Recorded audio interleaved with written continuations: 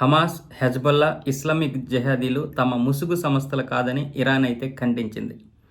నిజానికి మేము నేరుగా పోరాడితే పెద్దగా పోరాడాల్సిన అవసరం లేదు, ఎవరూ కూడా మాకు సహాయం చేయాల్సిన అవసరం లేదని ఇరాన్ సుప్రీం అయతుల్లా అలీ ఖమీనీ అయితే చెప్పడం జరిగింది.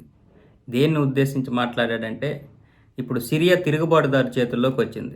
నిజానికి తిరుగుబాటుదారులు ఇప్పుడు ఇరాన్కి వ్యతిరేకం. బషర్ అల్ అసద్ నాయకత్వం వరకు ఇరాన్ ఒకటిగా ఉండేది, సిరియా ఇరాన్.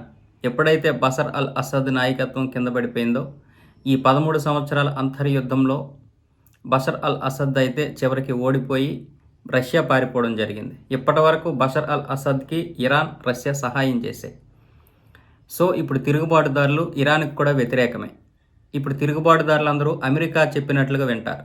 కాబట్టి ఇరాన్ ఇప్పుడు దాన్నే వ్యతిరేకిస్తుంది. పైగా హమాస్, హెజ్బొల్లా, ఇస్లామిక్ జిహాదీలు ఇవన్నీ కూడా ముసుగు సంస్థలని ఆరోపించడంతో, మాకు ఏ ముసుగు సంస్థలు లేవు, అవి స్వచ్ఛందంగా పోరాడుతున్నాయి, మేము రంగంలోకి దిగితే, ప్రత్యక్షంగా రంగంలోకి దిగితే గనక ఎవరు మాకు సహాయం చేయాల్సిన అవసరం ఉండదు, ఎవరిని ఎప్పుడు ఎక్కడ ఎలా లేపియాలో మాకు తెలుసు అనేది ఇరాన్ సుప్రీం అయతుల్లా ఖమీనీ అయితే నిన్న కొంతమందితోనూ అలాగే మీడియాతో కూడా గట్టిగా హెచ్చరికలు జారీ చేశారు. కేవలం సిరియాలో తిరుగుబాటుదారులకే ఈ వార్నింగ్ అనేది తెలుస్తోంది.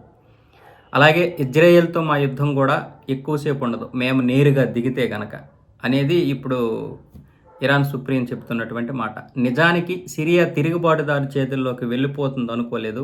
అది వెళ్ళిపోవడం వల్ల ఇప్పుడు సిరియాని ఇరాన్ పట్టుకోల్పోయింది. సిరియాపై పట్టుకోల్పోవడం వల్ల ఇప్పుడు ఆయుధ సంపత్తి నేరుగా పాలస్తానికి, హెజ్బొల్లాకి చేరడం లేదు. ఇప్పుడు నేరుగా చేరకపోతే వాళ్ళు చాలా ఇబ్బంది పడుతున్నారు ఇజ్రాయెల్తో యుద్ధం చేయడం వల్ల. ఇలాంటి సమయంలో సుప్రీం లీడర్ అయితే ఈ వ్యాఖ్యలు చేశాడు.